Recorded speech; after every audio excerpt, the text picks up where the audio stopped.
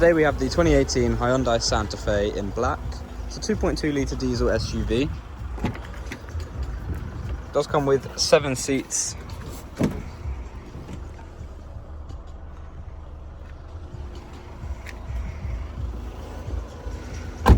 It's also got 4-wheel drive capability with a tow bar attached on the rear, an electric opening and closing boot,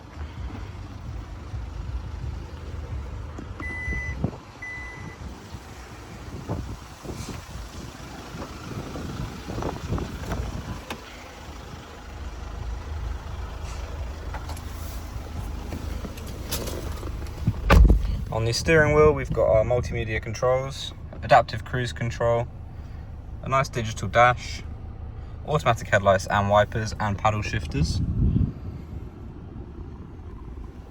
It does come with a built-in navigation system, as well as a reverse camera with front and rear parking sensors.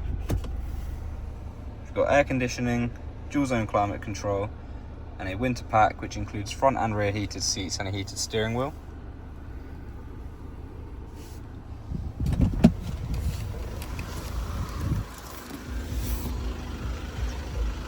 For any more information, have a look on our website or give us a call.